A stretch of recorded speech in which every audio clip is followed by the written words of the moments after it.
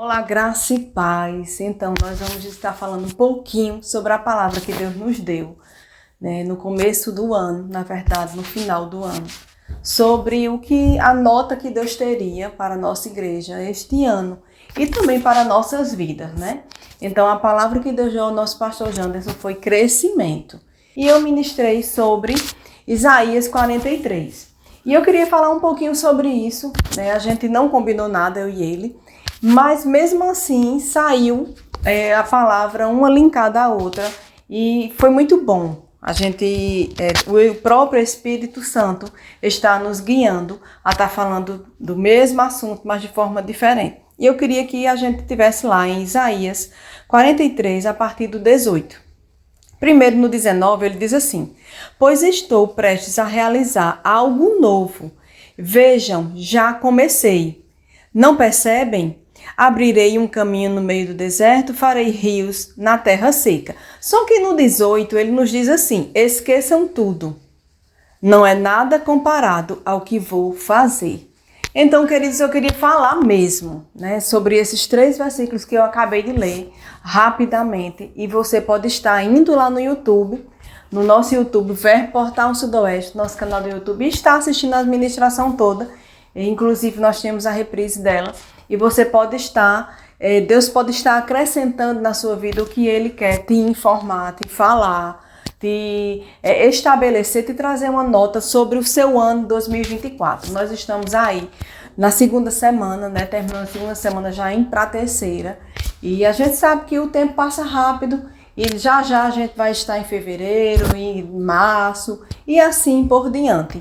Mas eu queria mesmo compartilhar isso com você. Vai ter outras coisas para a gente estar compartilhando aqui. Então você fica ligada, tanto no da igreja como o meu e também no canal do YouTube. Mas eu queria compartilhar um pouco com você a respeito desses versículos que a gente leu, né? Deus, ele está pronto a fazer coisas novas? Claro que ele está. Né? Ele trouxe esse versículo, isso foi muito forte dentro de mim e também para a igreja, mas no 18 ele nos diz, eu entendo isso como um conselho de Deus. Você pode entender como uma ordem, você pode entender como um conselho, eu não sei como é que você é tratado, né, por Deus, mas esqueçam tudo isso. Nada é comparado ao que ele vai fazer. A Bíblia diz que não se coloca vinho novo em odres velhos. Então não existe uma forma de Deus trazer algo novo para a nossa vida, mesmo que seja naquela mesma nota, naquele mesmo plano, porque Deus não muda, não é verdade?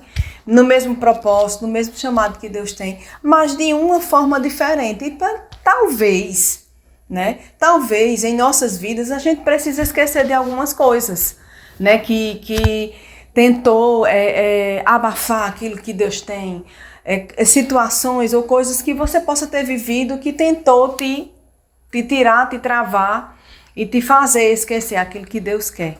Nós precisamos esquecer o que o diabo fez, porque nós precisamos viver o algo novo que Deus tem para nossas vidas. E é sobre isso que eu queria estar falando um pouquinho com você. Eu queria que você prestasse bem atenção. Eu vou pegar algumas comparações aqui que a minha Bíblia me dá. Na King James, ele diz assim, em Apocalipse 21, 5, e aquele que está sentado no trono afirmou, eis que faço novas todas essas coisas. E acrescentou, escreve isto, pois estas palavras são verdadeiras e absolutamente dignas de confiança. Aqui ele já está falando a mesma coisa lá em Apocalipse, mas na mensagem ampliada, ele diz assim, e aquele que está sentado sobre o trono disse, vê, faço novas todas as coisas. Também disse, registra isto, pois estas palavras são fiéis, precisas e corruptas, dignas de confiança e verdadeiras, genuínas.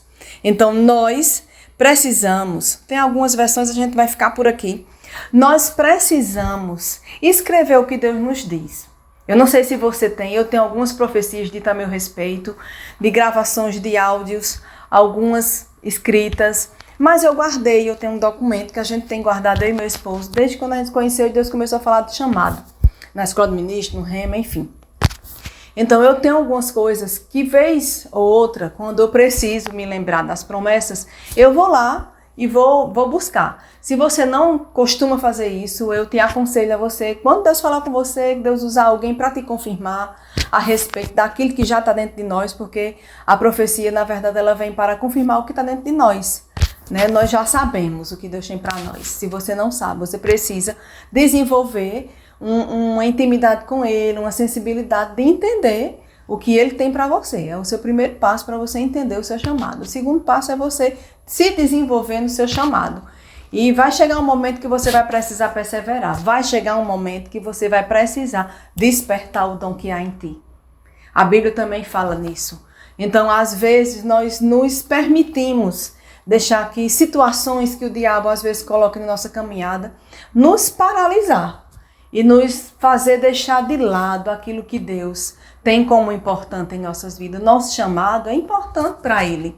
Nós podemos ser um sucesso em qualquer área das nossas vidas, mas e o propósito para o qual nós nascemos? O propósito para o qual nós nascemos é aquele que vai agradar, tocar fortemente o coração de Deus. Ele nos dá ali o livre-arbítrio da gente estudar, a gente trabalhar, da gente conquistar, a gente ser um sucesso em qualquer área que você queira ser.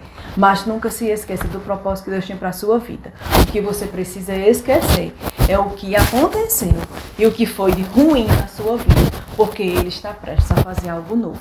Então guarda isso no teu coração. Isaías 43, 18, 19 e o 21, quando ele diz, eu formei este povo para mim mesmo, um dia ele me honrará perante o mundo. Nós precisamos ser luz neste mundo. Quando nós estamos obedecendo a Deus, a Bíblia diz que é melhor obedecer do que sacrificar. Ele não quer sacrifício, queridos. Deus não nos pede algo que nós não possamos fazer para Ele. Ele nos pede obediência. Então nós precisamos honrar a Deus perante o mundo. O mundo, a expectativa do mundo é que eu e você seja o sucesso que Ele nos criou para ser. Então, busque em Deus estratégias, direções para o seu crescimento. É isso que eu quero falar para a sua vida. Às vezes nós colocamos a culpa em tantas coisas, né, que aconteceu e até elas atrapalharam mesmo o nosso crescimento. Pode ser que algumas coisas na sua vida atrapalhou o seu crescimento, mas nós não devemos nos apegar a isso. Porque o dono da verdade, aquele que está no trono, ele diz, escreve estas coisas, elas são fiéis e dignas. Né? Eu vou parafrasear os versículos que a gente leu aqui, elas são incorruptas, ou seja, elas são imutáveis, elas não são coisas que vão mudar, Deus não muda de ideia. A Bíblia diz que toda boa dádiva, todo dom perfeito vem dele e nele não há variação de mudança. Então quem muda somos nós. Nós precisamos mudar coisas para melhorar, mas nós não precisamos mudar aquilo que Deus nos chamou para fazer. Então seja um sucesso naquilo que Deus te chamou para fazer. Confie nele, se desenvolva e cresça. O ano do crescimento que a nossa igreja vai estar falando durante o ano todo, nós vamos ver e ouvir testemunhos de crescimento. Cresci em quê? Na minha vida espiritual, na minha vida profissional, na minha vida ministerial, nos meus negócios. E nós cremos que você vai ter um grande testemunho para contar e exaltar aquele que te fez crescer. Amém? Então fica em paz, Deus te abençoe e fica ligado nas próximas.